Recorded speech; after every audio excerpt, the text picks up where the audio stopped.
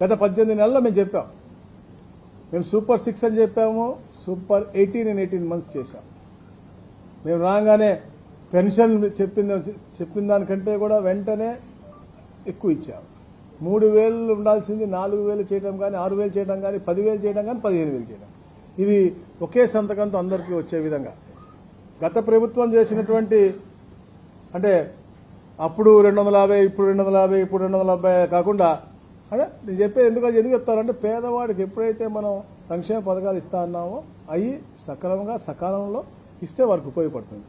స్త్రీ శక్తి అని పెట్టి చెప్పాం, ఎన్నో కార్యక్రమాలు చేశాం. దీపం 2 అవ్వచ్చు, అలాగే మౌజం ఇమాములకు గతంలో ఇచ్చే వాళ్ళని కూడా పాస్టర్లకు, అయ్యవార్లకు అందరికి కూడా ఇవ్వడం జరుగుతూ ఉంది. అలాగే ముఖ్యంగా ఇది మత్స్యకార భరోసా అవ్వచ్చు, చేనేతలకు అవ్వచ్చు, అలాగే జూనియర్ లాయర్లకు అవ్వచ్చు, ఇవన్నీ కూడా ఎన్నో కార్యక్రమాలు చేశాం. మరి ముఖ్యంగా ఏదైతే తల్లికి వందనం ఉందో, ఎంతమంది పిల్లలు ఉంటే అంతమందికి ఇచ్చే విధంగా, ఒక కుటుంబంలో 5 ఉన్నా కూడా వారికి కూడా 65,000 రూపాయలు వచ్చే విధంగా ఈ కార్యక్రమం, అంటే చరిత్రలో ఎప్పుడు ఊహించలేదు. అందరూ కూడా ఎంతమంది పిల్లలు ఉంటే అంతమందికి ఇస్తారన్నారు. కానీ తప్పకుండా ఇవ్వాలి అని చెప్పే లక్ష్యంతో ఆ కార్యక్రమం చేశాం. మెగా డిఎస్సి అదొక చరిత్ర.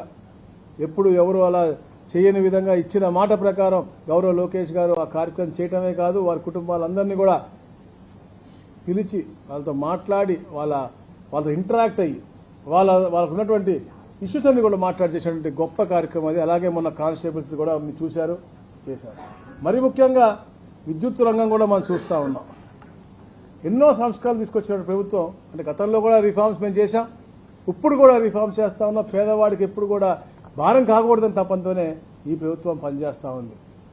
గత పాలకులు చేసిన పాపాలకి ఈ ట్రూ అప్ ఛార్జెస్ అన్ని కూడా పేదవాడికి నడ్డి విరిగేలాగా ఉంది. కానీ మొట్టమొదటిసారి చరిత్రలో ట్రూ డౌన్ చేసినటువంటి చరిత్ర ఈ యొక్క కూటమి ప్రభుత్వాన్ని 13 పైసలు తగ్గించినటువంటి పరిస్థితి.